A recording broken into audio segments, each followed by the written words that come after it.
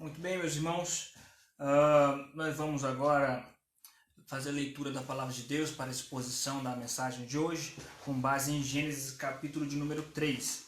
Nossa mensagem vai ser baseada em Gênesis capítulo 3, dando continuidade à exposição que nós fizemos na parte da manhã.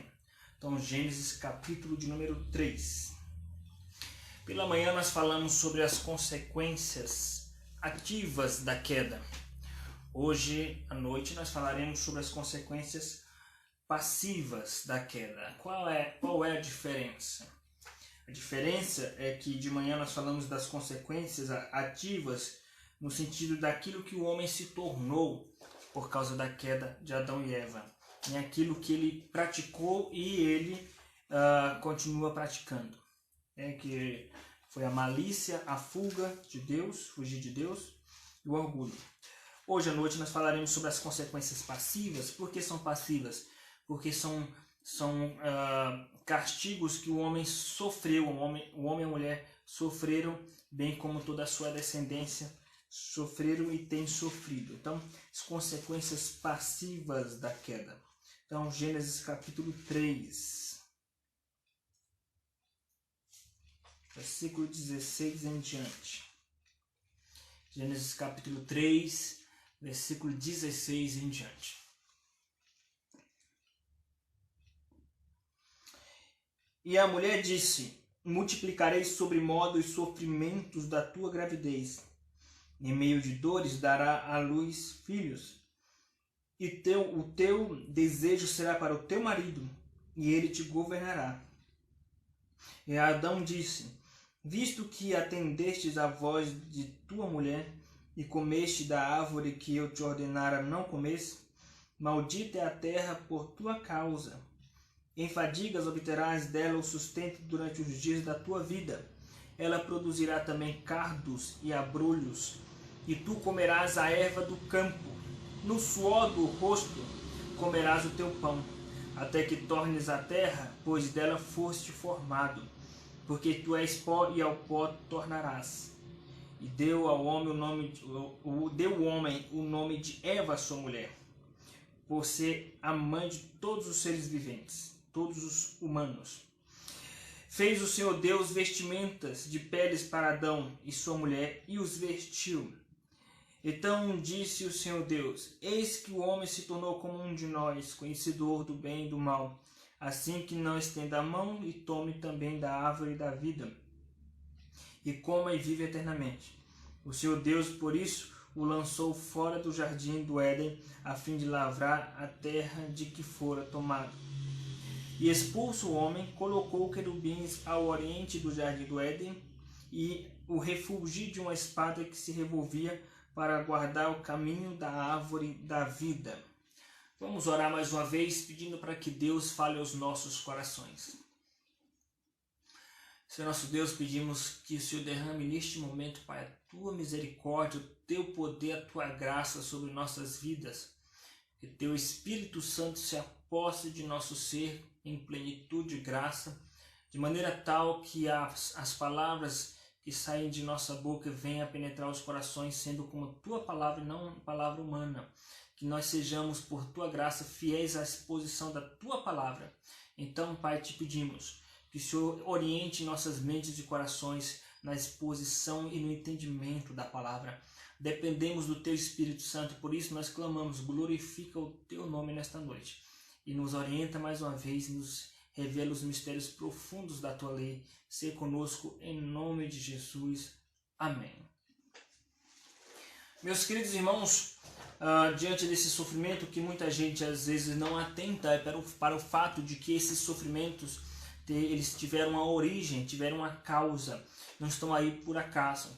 Existe uma grande pergunta que ela é histórica, é milenar, que é a famosa pergunta: de onde veio o mal? Quem criou o mal? Será que foi Deus que criou o mal no mundo? Nós não estamos aqui nesta noite reunidos para responder essa pergunta. Não nos cabe responder esta pergunta hoje. Nós estamos aqui para falar sobre a origem, não do mal moral. Estamos aqui para falar da origem do mal enquanto catástrofe, do mal enquanto desordem natural. De onde surgiu esse mal da desordem natural? De onde veio o coronavírus? Alguns dizem, veio de laboratório, outros dizem, veio da natureza, dos animais. Mas a grande questão é que nós não estamos aqui também para responder perguntas políticas, nós estamos aqui para responder perguntas pautadas nas Sagradas Escrituras. E nesse sentido nós vamos entender de onde veio o coronavírus, da desordem natural, de onde veio a maldade humana, da desordem causada pela queda. Então tudo isso é o que nós vamos ver aqui com base em Gênesis capítulo 3, as consequências passivas da queda. Então nós devemos nos lembrar que Deus criou o homem e sua mulher no jardim perfeito. Adão e Eva eram perfeitos, eram santos, justos, num corpo perfeito, uma vida plena de alegria nesta terra, enquanto o jardim do Éden, uma terra que era perfeita, não havia nenhuma dificuldade nessa terra. E mesmo assim eles foram tentados pelo diabo, porque Deus disse para eles não comerem do fruto do conhecimento do bem e do mal. E o diabo os tentou e eles caíram, né? Tentou Eva primeiro, e Eva viu que o fruto era agradável aos olhos, ou seja, ela começou a cobiçar a desobediência a Deus, cobiçar aquilo que significa rebeldia a Deus, que é comer o fruto, e ela comeu do fruto e deu a seu marido Adão. E na virada do dia, como de costume, quando Deus aparecia na virada do dia no jardim do Éden, e Deus falou: Adão, onde tu estás? E Adão disse: eu me escondi porque tive medo, porque estava nu e tive medo. Então, uma das primeiras consequências foi Adão e Eva perceberem a sua nudez, mas perceber de forma maliciosa. Então a malícia foi a primeira consequência ativa da queda, da qual nós falamos de manhã. Depois Deus falou para Adão e para Eva, falou para Adão quem fez ele comer, e ele disse: foi a mulher que tu me deste. Ou seja, ele não admitiu o seu erro, ficou culpando a mulher, ou seja, o orgulho foi uma outra consequência da queda. E perguntou para a mulher, e a mulher disse que foi a serpente. Então Deus lançou uma maldição na serpente, dizendo que o descendente da mulher iria pisar na cabeça da serpente, e o descendente da serpente iria, e a serpente iria de fato ferir o calcanhar do descendente da mulher. Então depois disso Deus se dirigiu à mulher, trazendo uma maldição, um castigo para a mulher, dizendo que ele iria multiplicar as dores de parto da mulher, também dizendo que o desejo dela seria para o marido e ele iria governá-la. Depois Deus passou para Adão e disse que maldita é a terra por causa do pecado de Adão, ela vai produzir cardos e abrolhos, e ele iria comer o pão a partir do suor do rosto, até que ele voltasse ao pó. Depois disso, Deus expulsou Adão e Eva do jardim, expulsou Adão e Eva da sua presença e colocou querubins com espadas protegendo o jardim, para que Adão e Eva não tivessem acesso de forma natural à árvore da vida. É interessante que no livro de Gênesis, nesse capítulo 3, nós já percebemos duas árvores. A árvore do conhecimento do bem e do mal, que aponta para a desobediência a Deus, mas também tem a árvore da vida, que aponta para Cristo Jesus. Vejamos então, meus queridos irmãos, nós vamos ver então aqui quais são as consequências passivas da queda. A primeira consequência passiva da queda foi o sofrimento gestacional da mulher, versículo 16. E a mulher disse: multiplicarei sobremodo os sofrimentos da tua gravidez. Em meio de dores dará à luz filhos, e o teu desejo será para o teu marido, e ele te governará. As dores de parto, na verdade, são consequências da queda. Algumas pessoas acham que por causa desse texto, Eva já sentia dores de parto antes da queda, e Deus apenas multiplicou essas dores após a queda. Isso é um equívoco de interpretação que não leva em consideração os recursos literários típicos do hebraísmo do Antigo Testamento. Temos que lembrar que o Antigo Testamento foi escrito em hebraico e existe um recurso da língua hebraica, da literatura hebraica, que é um recurso chamado de paralelismo. O que é isso? Significa que o autor ele repete o mesmo conceito, só que escrito em outras palavras. Então, isso nos ajuda a entender o que ele quis dizer. Então, quando ele diz no versículo 16, multiplicarei sobremodo os sofrimentos da tua gravidez, para você entender o que ele quer dizer com multiplicar o sofrimento, você tem que continuar e ler a parte B do texto, onde ele diz, em meio de dores darás à luz filhos. Ou seja, multiplicar os sofrimentos da gravidez significa a mesma coisa que em meio de dores dar à luz a filhos. Ou seja, não é que Eva já tinha dores de parto antes. Significa que ela passaria a ter dores de parto depois da queda. Meus irmãos, apenas quem já teve filho e que já passou, só as mulheres de fato que já passaram por esse processo do parto natural, é que sabe o que de fato é esse sofrimento. Mas nós devemos nos lembrar que não é apenas o parto em si que está incluso, as dores do parto em si que estão inclusos nesse processo de castigo de Deus devido à queda, mas todo o processo do corpo da mulher se preparar para ter um filho, se preparar para receber e ter um filho, também faz parte desse pacote de sofrimento que foi herdado de Eva.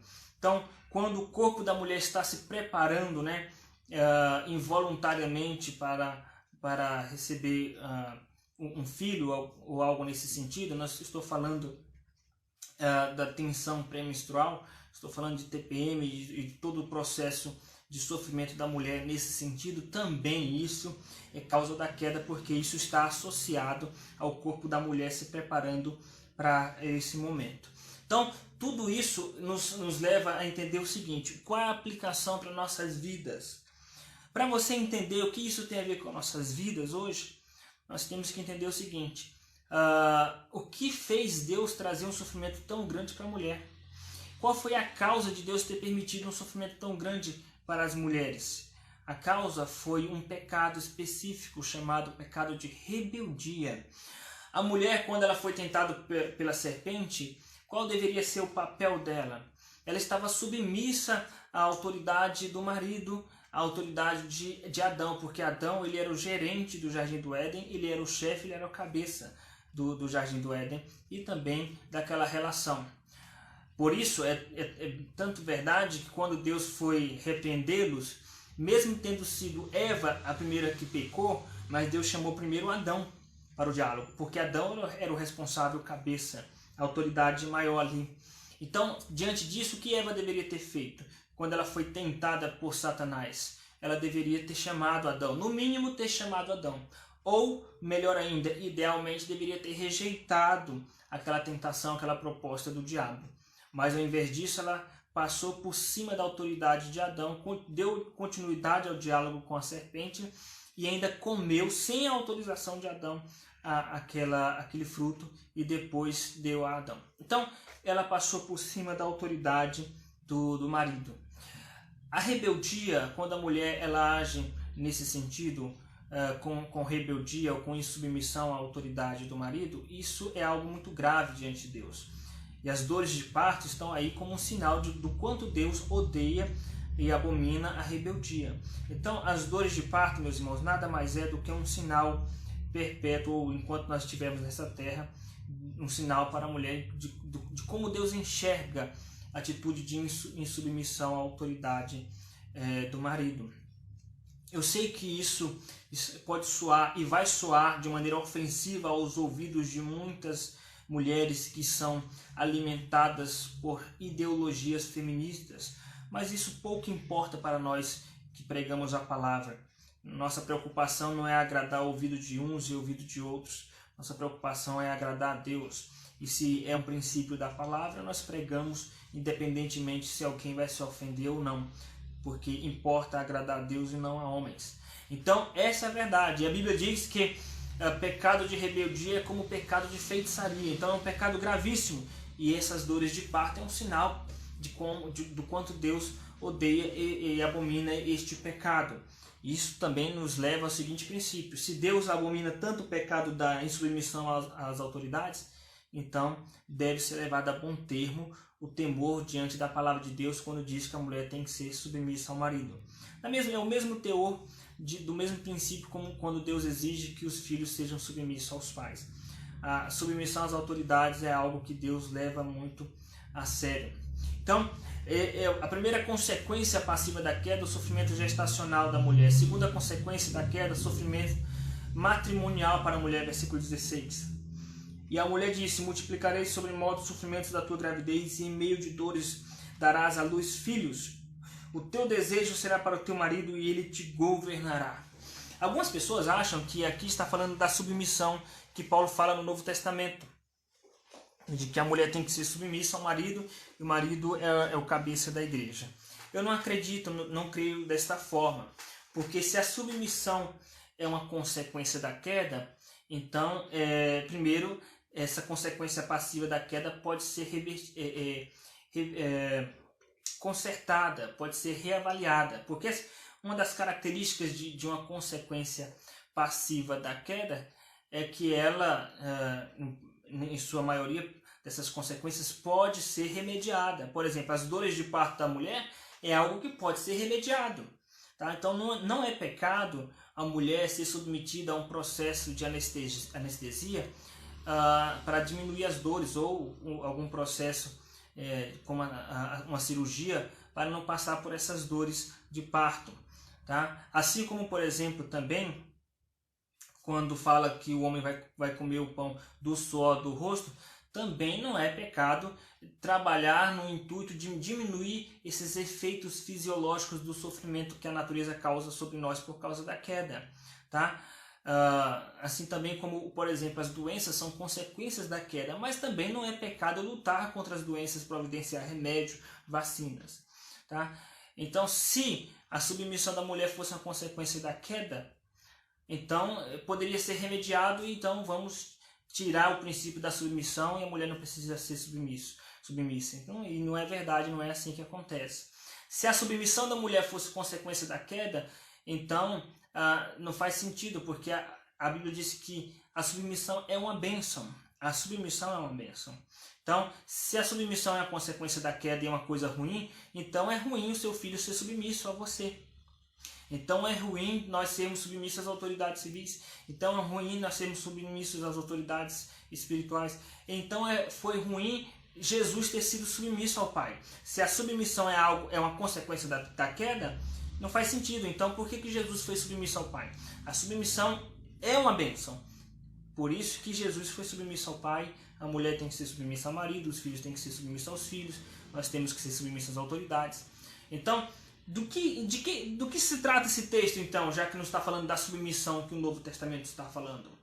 Aqui ele está falando, meus irmãos, de uma relação sofrida entre a mulher e o marido. Ou seja, uma das consequências da queda é que a relação do marido para com a mulher ocorrerá muitas vezes de uma maneira opressora. Quando o homem oprime a mulher, isso aí é uma consequência da queda. Isso não significa que nós devemos deixar que aconteça assim, deixar que permaneça assim. Pelo contrário, devemos lutar contra essa opressão. Por isso que uma das características das consequências passivas da queda é que elas podem ser remediadas, podem ser contornadas. E em algumas vezes devem ser contornadas. Então, por exemplo, a doença é uma consequência passiva da queda, pode ser contornada. Né? Então, o subjugo que o homem traz historicamente sobre as mulheres podem e deve ser contornado. E a igreja tem um papel fundamental nesse sentido. Tá? Então, quando a mulher passa por esse processo, isso é uma consequência do pecado de Eva. Tá? Mas pode ser contornado? Sim, claro. Claro que pode ser contornado. Como? A igreja tem um papel fundamental nisso. A igreja deve lutar contra a opressão que o mundo machista tem causado na vida das mulheres. A igreja tem que se levantar contra isso. Né? Antigamente, nas gerações anteriores, a mulher era sempre calada, uma submissão exagerada, uma submissão desproporcional daquilo que a Bíblia fala. Né? Os homens não permitiam que a mulher mal falasse, né? Então existia um exagero, existia uma falta de amor, tá? E ainda hoje nós temos resquícios disso, tá?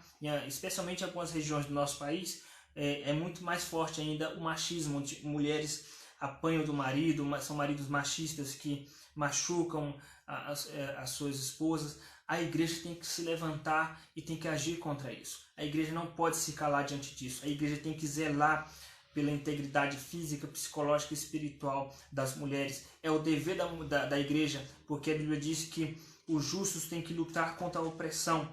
Tem que lutar contra a opressão. Não é porque quando acontece isso, foi uma consequência do pecado de Eva, não é por causa disso que a igreja tem que ficar em silêncio. Pelo contrário, a igreja tem que lutar contra isso, lutar contra a opressão que o machismo tem causado na vida das mulheres. Então a solução para o machismo, a solução para a opressão que os homens têm causado na vida das mulheres, qual é a solução? Não é o feminismo. A solução é o amor. A solução é o amor. É corrigir os homens, e quando há casos de violência, a solução é policial. A solução é judicial. Muito bem, meus irmãos.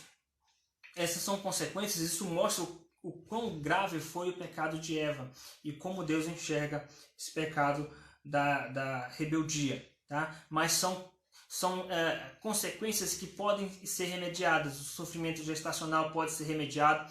O sofrimento do subjugo do homem na vida da mulher pode ser remediado, deve ser remediado. Agora vamos para a terceira consequência passiva da queda. Maldição da terra por causa do homem. Versículo de número 17. E Adão disse: visto que atendeste à voz da tua mulher e comeste da árvore que eu te ordenara não comesse, maldita é a terra por tua causa. A maldição da terra foi causada então pelo pecado de Adão. Veja, o pecado de Eva trouxe consequências só para a mulher. Tá? Quem sofre com o pecado de Eva foi a própria Eva e as mulheres. Tá? Como no caso do sofrimento de às vezes passar por processos de opressão e de dores de parto. E que pode e deve ser remediado. Agora, quais as consequências que o pecado de Adão trouxe? Tudo que há de ruim na terra foi causado pelo pecado de Adão. Morte, doenças, sofrimento, desordem natural. O coronavírus causado pelo pecado de Adão. Tá? Fome, epidemias, desordem natural, todo tipo de sofrimento causado pelo pecado de Adão. Então, colocando na balança, as consequências do pecado de Adão foram infinitamente maiores do que as consequências do pecado de Eva. Os pecados de Eva prejudicam só a mulher, mas os pecados de Adão prejudicou toda a humanidade, porque toda a terra é maldita por causa de Adão. Vejamos algumas dessas maldições da terra. Uma delas é o sofrimento no trabalho, com limitações físicas, versículo 17. Em fadigas obterás dela o sustento durante os dias da tua vida. Trabalhar não é maldição, trabalhar é uma bênção. Nós vamos trabalhar no céu. Jesus trabalha. Jesus disse: eu e o Pai trabalhamos até agora. Tá? O trabalho é uma bênção de Deus. O que é ruim não é o trabalho, o que é maldição não é o trabalho, mas é o cansaço, a fadiga ao trabalhar. Isso sim é uma consequência do pecado de Adão. Versículo 19: no suor do rosto comerás o teu pão. Então, limitações físicas, limitações agrárias, o solo da terra com dificuldades. Versículo 18: ela produzirá também cardos e abrolhos, e tu comerás a erva do campo. Além de tudo isso, limitações ambientais. Versículo 19: do suor do rosto comerás o teu pão, ou seja, o desequilíbrio ambiental, né? O sol é quente de uma forma desproporcional comparando ao que era no jardim. Tudo isso é consequência do pecado de Adão. A morte física é consequência do pecado de Adão. Versículo 19: no suor do rosto comerás o teu pão, até que tornes a terra, pois dela foste formado, porque tu és pó e ao pó tornarás. Então, a morte física também é consequência do pecado de Adão e faz parte da maldição da terra. Então, a primeira consequência passiva da terra é o sofrimento gestacional da mulher. A segunda consequência é o sofrimento matrimonial da mulher. A terceira consequência da queda é a maldição da terra por causa do homem. E a quarta e última consequência passiva da queda é a morte espiritual, do versículo 23 e 24. O Senhor Deus, por isso, o lançou fora do jardim do Éden, a fim de lavrar a terra de que fora tomado. E expulso o homem, colocou querubins ao oriente do jardim do Éden e ao refúgio de uma espada que se revolvia para guardar o caminho da árvore da vida. Então o homem foi expulso do jardim do Éden. O jardim do Éden, na verdade, era essa terra, mas no estado de glória, no estado de perfeição e com a presença gloriosa de Deus. O homem perdeu isso. Ele foi expulso dos benefícios dessa terra, foi expulso da presença de Deus, que é o mais grave. Morte espiritual significa você ser separado de Deus. Isso é morte espiritual. E de fato Adão foi separado de Deus. Essas são as consequências passivas da queda. Mas Cristo é a solução, porque Ele é a árvore da vida. E se você tiver um compromisso com Cristo e crer em Cristo, de fato, um dia você terá um novo céu, nova terra, com tudo isso contornado. E essa é a nossa esperança. Que Deus assim nos abençoe. Vamos orar para encerrar então o culto. Senhor nosso Deus, nós queremos te agradecer, Pai, por esse momento de culto ao Senhor, te agradecer pela tua palavra, que teu Espírito Santo venha fazer com que esta palavra penetre em nossas mentes e em nossos corações e nos faça lembrar dela, Pai, com muito carinho e temor diante do Senhor. Que venha produzir frutos e transformação de vida. Que o Senhor nos dê uma noite de paz e uma semana abençoada em tua presença. Em nome de Jesus. Amém. Que a graça do nosso Senhor Jesus Cristo, o amor de Deus revelado na cruz e a comunhão do Espírito Santo seja sobre cada um que está aqui desde agora e para sempre. Amém. Amém, meus irmãos. Que Deus os abençoe. Estamos finalizando mais um culto. Peço que você divulgue essa mensagem, espalhe essa mensagem entre seus amigos, familiares, para que entendam a palavra de Deus, entendam as consequências de tudo isso que nós estamos vivendo, mas entenda que Cristo é a solução, tá? A partir de terça-feira nós teremos nossas atividades às 18 horas, todos os dias às 18 horas teremos um encontro aqui na live, tá? Então terça-feira às 18 teremos reunião de oração, quarta-feira às 18 nós teremos estudo bíblico com base no livro de Apocalipse. Que Deus os abençoe ricamente, um forte abraço a todos, meus irmãos, uma boa noite.